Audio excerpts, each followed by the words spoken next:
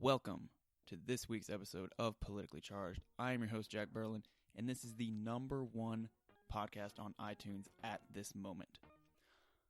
That's not true at all, but this is Politically Charged. I am your host, Jack Berlin, and thank you very much to each and every one of you that made it possible for me to get into the top 200 podcasts all of last week. As of right now, I think we're sitting at number 180 overall and 37 in the category of news and politics, so thank you very much. It's crazy to see how this has blown up immediately. Still don't fully understand why, but I'm going to take it. This week I had on a very good friend of mine, which I know I say it like every week, but it's true every week, Tad. Tad was a perfect guest because Tad, like the majority of Americans, don't follow politics all that closely. He reads the news, he sees the headlines, but other than that, he doesn't like to get into the nitty-gritty. So I thought it was extremely important to have somebody like Tad on the podcast because it's a very underrepresented demographic in America, especially on political podcasts. We talked everything from why people get so entrenched in their political views, if the media organization should maybe think about cutting back on the Trump scandal, Trump investigation coverage, and we even talk a little bit about our 2020 thoughts and predictions that we pray to God are not true. So with that being said, real quick, I want to plug my other podcast, It Can't Be Arrogance If I'm Right, a sports podcast covering all the hot topics each week. It drops Wednesday.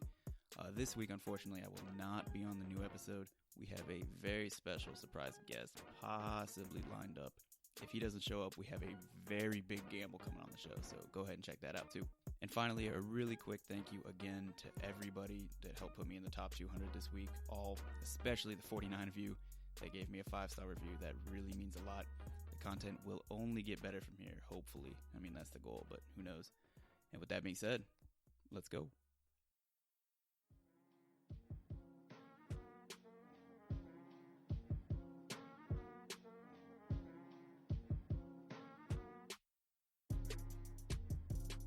All right, Tad, go ahead, introduce yourself.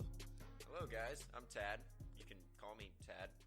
And I made the podcast today, so I'm really nervous because Jack is, much smarter than I am in pretty much all aspects of life. Right. So I'm really expecting to just get absolutely shit on in every conversation we have today. But I'm looking forward to it. There you go. See, I basically had to, harass you into doing this, much like I harassed Lou. Well, Lou is a much more willing partner. No, he was not very willing at all. Oh, okay. Just kind of kept asking till he said yes. Okay, well, that's good. And then he gave me a very high-quality interview that I think it's important to mention right now, propelled me into the top 130 overall podcasts.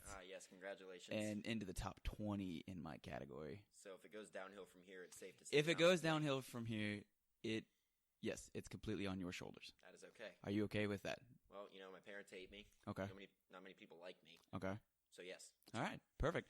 So, jump right in. Big news of the week is the shooting. Crazy guy went and shot up congressional baseball practice. Which, all right, before we get into the serious thing, why is this a congressional tradition? We know baseball, very long-standing tradition here in the U.S., quickly declining off the top, yes, top level of American sports. But quickly declining. Fact. Still a Cubs fan, though. Oh, Yankees are winning it this year. But anyways, this is politics. Talking about politically charged here. Hey. There you go. I'm thinking more along the lines of, we got to keep playing baseball. That seems like the most ridiculous tradition. They go out for like 2 months before this game and practice at 6 a.m. Really? Yeah. And then they have the game in the Washington National Stadium. These guys are all active, Yeah. Oh, yeah. No, they have. Government. Right. Yeah. They're That's supposed good. to be doing things. That's good. Instead, they're out there playing baseball. Baseball! At 6 in the morning. Thank you, Ted. Love it. Perfect. So, back to the serious, nature of the topic. Representative Scalise was shot by a crazy gunman named James Hodgkinson. Sounds like a crazy gunman. Sounds like a crazy gunman. Yeah, right? Yeah. That's just a crazy gunman name. Sounds like a disease or something. I don't know. Well, I don't... Okay. Isn't it? Hodgkinson's? Oh, no, it's a cancer. Yeah. Hodgkin's lymphoma. Okay. Yeah. So we're not too far off. Okay, so yeah. I really don't know how to respond to that. Anyway, he shot up the congressional baseball practice. The only reason it was not more of a massacre was Scalise had, I'm probably pronouncing his name wrong, but whatever, had security because he's part of Republican leadership. Now, what was your first thought? What was your initial thought seeing that this had happened? I was first along the lines, I didn't realize there was, a congressional baseball game. Right. Then I was also very surprised that many people got shot because I was assuming there would be a lot of security all around the event. Which is a good segue into what I really want to talk about. Okay. Congressional members do not, unless you are part of the leadership, you do not have security. Now, with this having happened and Gabrielle Giffords being shot, 6 or 7 years ago, the debate has come back around. Do they need security when they are outside of, their area, their city, their district, where they're less recognizable when they're in Washington? Do they need security when they're there? Because they're a highly recognizable face, and people see them coming and going from government buildings. What do you think? I mean, obviously some of them are going to, not some of them, obviously they need security if we've had multiple issues in recent years with shootings. So That's a fair point. There's a need there if it's happening over and over again. That's a good point. But then on the flip side of that, the cost would be ridiculous. Oh, yeah, a lot of because money. There's some 400, 500 members of Congress. Oh, yeah, a lot of money. So right now, only the leadership gets protection. I mean, I feel like do you think that's money well spent? I mean, obviously you don't want to see people getting shot, but I feel like all of our taxpayer dollars could go in a different way to make it, more effective than on the risk of having an ex-politician being, followed around for security reasons 24/7.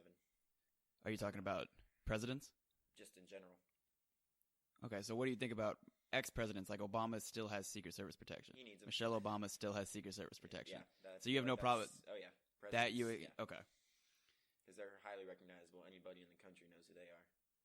Right, and I think that's kind of the idea behind giving leadership positions security.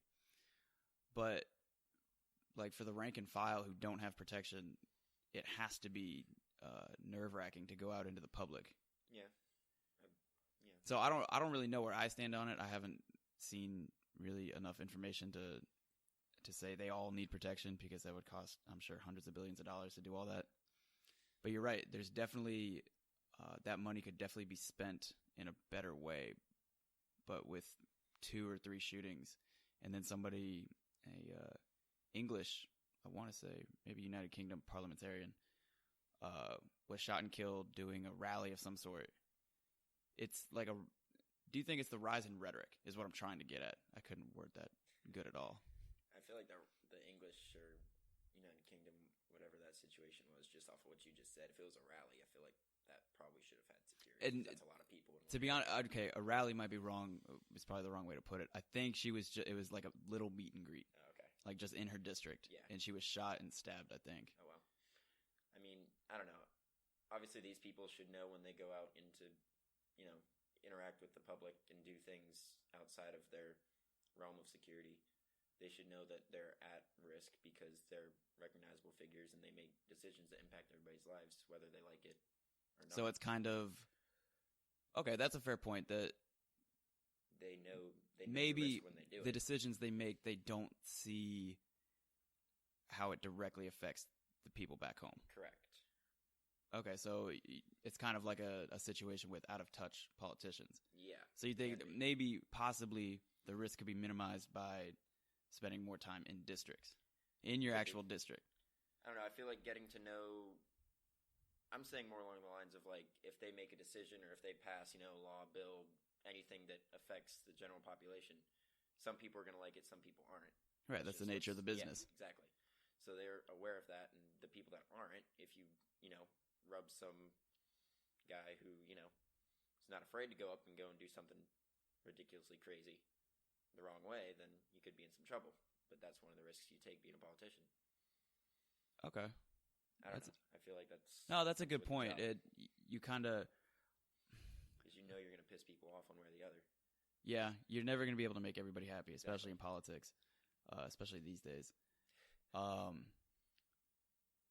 Yeah, I've never thought about it that way. That these people's decisions actually, in this case, literally held their life Yeah. Like, their life depended on the decisions they had made, and this guy had Yeah. decided they had made the wrong decisions. Pretty much. Incidentally, the man was also a Bernie supporter. That doesn't shock me. Not a good look for the Bernie Sanders campaign. Well, Bernie's been... Do you think Bernie should get flack for it? No. Yeah? No. Or, yeah, I'm saying yeah, as in, like, I agree. Yeah, I don't think he should get flack for it, because it's kind of like the same thing as, like, kind of off comparison, but, like, if, you know, a Trump supporter, wow, like, I don't know, if someone that says they support Trump goes and does something, you know, Trump didn't do it. Right. Right. He can't be... You could put that to any scenario, you know what I mean? Yeah, it's going to be... It just becomes a political hit job, essentially, that he was a Sanders supporter. You can't blame Bernie for... Unless Bernie was somehow linked to it. Right, and I really doubt that. Bernie was linked to this. Even speculating on it probably isn't the best look. What do you think... One of the big things that's come out of this is political rhetoric becoming too extreme? What do you mean by that? Well, Trump, in this era of Trump, he is shown to be very combative with people that he does not agree with, the media, James Comey, Rosie O'Donnell, basically anybody that wrongs him. Trump is very combative, and he goes for their neck. Yes. Do you think that kind of rhetoric in almost becoming, with Trump having been in office 5-6 months now? That's wild. It's almost, I know, right? Didn't think he would make it this far. Nope. That rhetoric almost becoming normalized where it's not news every day like it was during the beginning of the campaign. Do you think that becoming normal or people becoming adjusted to it could lead to more situations like this? I feel like it'll just be a case more along the lines of, like, Trump, like, the news on Trump will go down because obviously he's going to keep doing the same things every day. You don't see all of his tweets retweeted all the time like you did. Oh, nobody's getting that man's Twitter handle from him. Exactly. He's never given that up. But, I don't know, I feel like once he's out of office or once, you know, whatever ends up happening and he's not in the spotlight anymore, I feel like it'll just fade away and it'll become more as the way we saw it 2, 3, 4 years ago. Oh, so you think when Trump is out of office and his term is up or he's been impeached or something. Whatever happens. Really, whatever happens. Trump's not in office anymore. You think that this kind of rhetoric will be dialed back? Yeah. I think it'll tone back down to the way Obama had it circa like 2009, 10, 11. Hope, change, idealism. Something like that. You know, more of a positive, not blaming everybody for everything. Okay. Outlook on life. All right.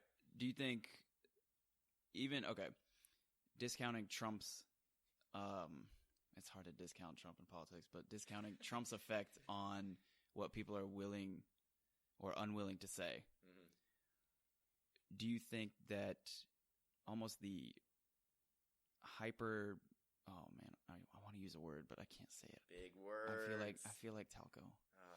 Quick shout out to my co-host Nick Talco.